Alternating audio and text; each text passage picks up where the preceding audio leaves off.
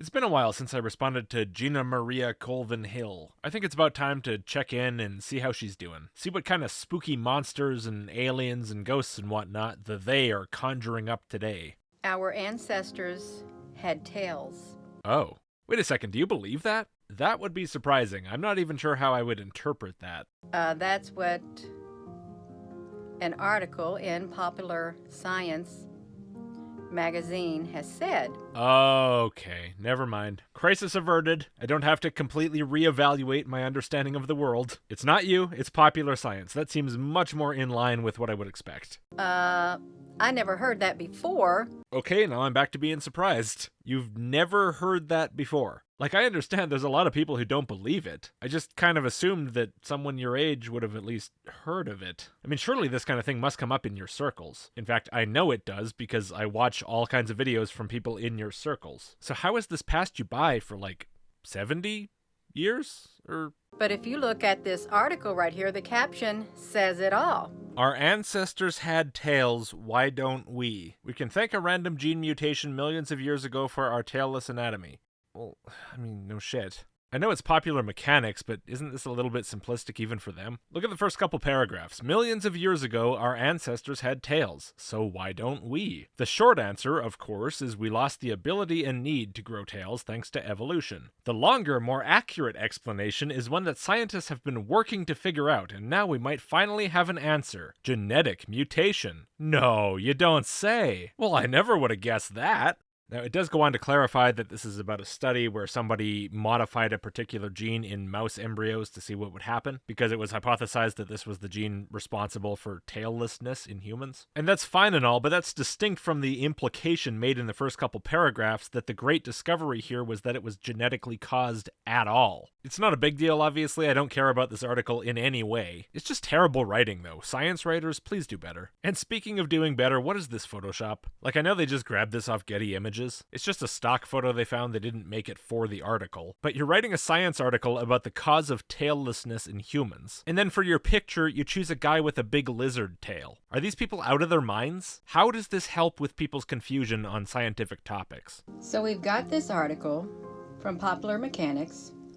Our ancestors had tails. So I don't know, you all. I really cannot picture myself having a tail. Sure you can. Okay, step 1. Picture yourself. Make sure you picture yourself with your arms in the right position so they don't look long. Okay, now, pop a tail on that picture.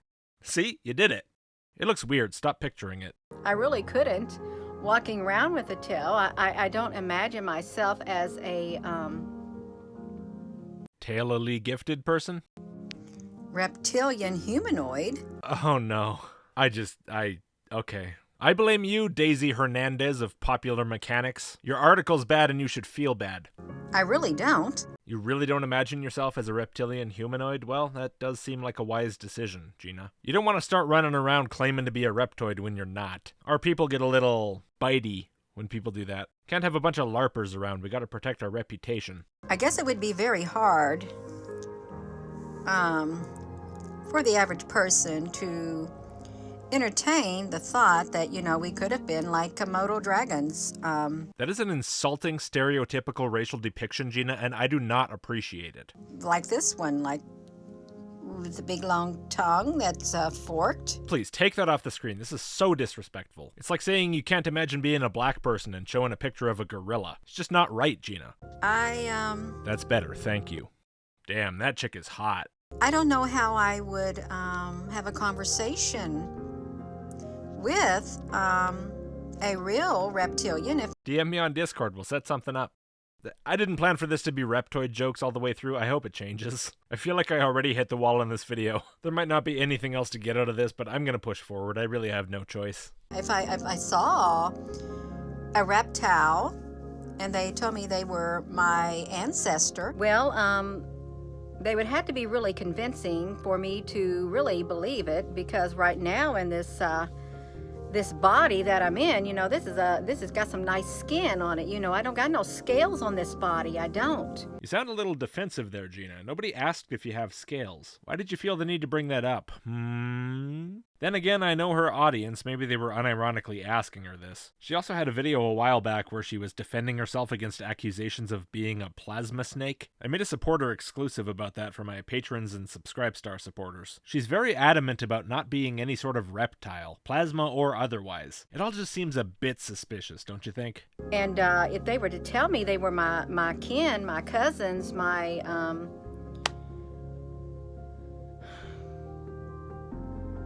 Broodmates? Come on, spit it out. my family? Oh my god. What is this video? Why am I doing this? This didn't deserve a response at all. If I had family members that really, if my family members really look like this, well, Yeah, that'd probably be about my reaction too. Well, I don't know. This is from the Atlantic. What it's like to believe that you're controlled by reptilians. the preferred terms nowadays are reptoid or person of reptiliness. And that picture is just disgraceful. Some respect, please. Well, once having a tail is one thing. If you tell me my ancestors used to have a tail, that's one thing. But then you telling me that I'm in this human body, I got this hair and my skin don't have scales on it, and then you tell me what it's like to be controlled by reptiles? What? The article's about what it's like to believe in the people of reptoidiness, not to actually be controlled by us. You read the title yourself. And then even if it was, what does that have to do with you being covered in scales? You're not supposed to be the reptoid, okay? It's these people who are supposed to be the reptoids. The United Nations, and a guy from Israel, a guy from Israel, a guy from Israel, and a guy from America and Israel. This guy here has a badge that says, I like acai, I guess, like the berry. Maybe he has some investments in that. And this other guy has a badge that says WAP, so I guess he's a big Cardi B fan. I'd look up the original picture to confirm that, but no, I'm pretty confident I got that right. What it's like to be controlled by reptiles? Well, now that's a little far-fetched for me to believe. It really is, because I don't think my eyes want to see that. You don't want to believe you're controlled by reptilians or just are one or your ancestors were one because you just don't want to. Okay, you know what? That's literally the worst possible reason for not believing something, but the fact that you don't believe something stupid is already amazing to me, so I'm just going to accept it and move on. My eyes don't want to see it.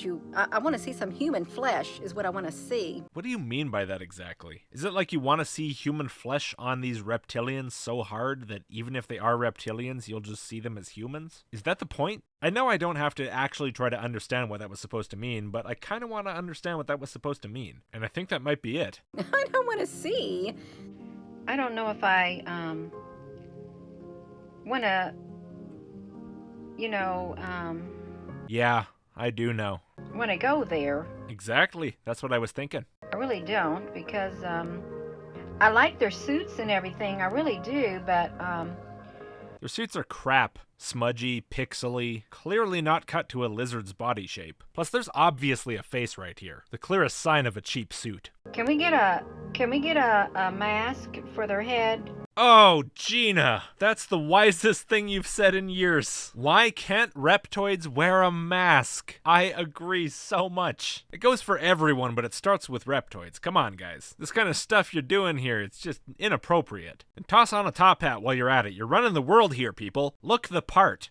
Or something, or could they maybe just they gotta look the parts. Okay, I swear.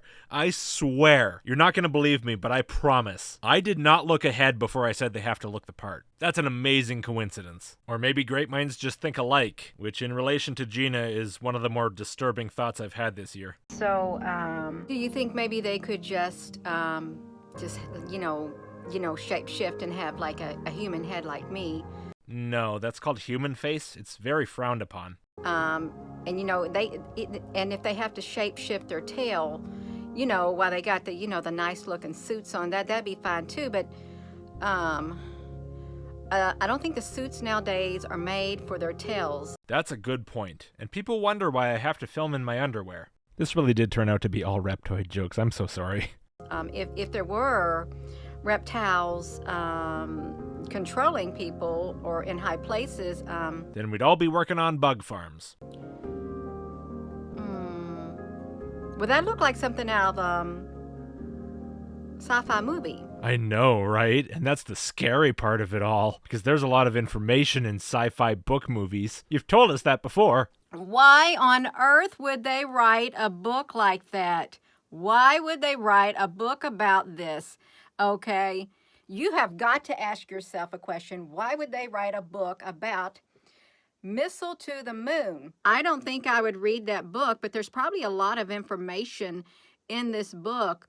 And it is true that they said that there is a species, the Zetas are spider-like, but then they can transform and they can read your mind. Okay, so if our ancestors, you say we had tails millions of years ago, well, okay, yeah. Is that sarcasm, or are you serious? I can't even tell with you. And the reptilians, okay, yeah. Again, I don't know if you're serious about that, but it's really not a stretch based on the rest of your stuff, is it? But can they stay in the human form and not shapeshift into their reptile form? Preferably yes, but they'll do what they want, Gina. They're running the world. I don't think they care about your YouTube video, although they're definitely watching. Because that'd be a little scary for me. It really would be.